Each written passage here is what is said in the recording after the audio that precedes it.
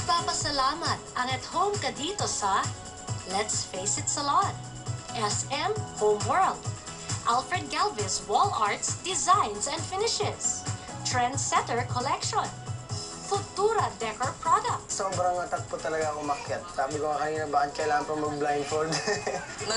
Nagkukulitan po kami kung ano na kayo yung itsura ng bahay. Excited sa makikita namin dito. Habang tinatanggap ko yung blindfold, parang bilis yung tibok ng puso ko. Parang gusto ko natanggalin agad. At nakasulat dyan, Sebalo? Cool! Mas magiging mahimbing ba ang tulog niyo mamayang gabi? Pero sama-sama na kayo apat dito. Oo.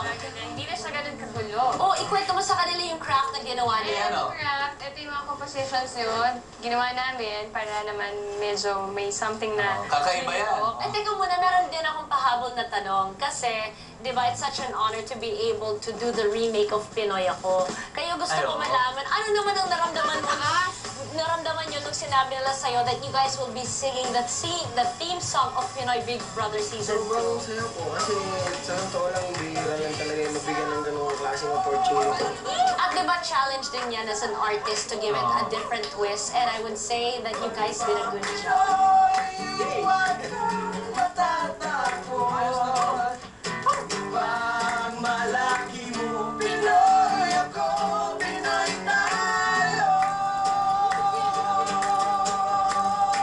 Alright, and of course, ito na ang huling tanong. At home ba kayo dito? Type mo bang maki-rock sa Pinoy Rockista-inspired bedroom ng Sebalo?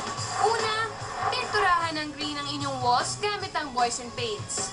Lagyan pa ito ng astig na mural mula sa Alfred Galvez Wall Arts and Finishes. Ang mga glass windows, installa ng mga roll-up blinds mula sa Futura Decor Products.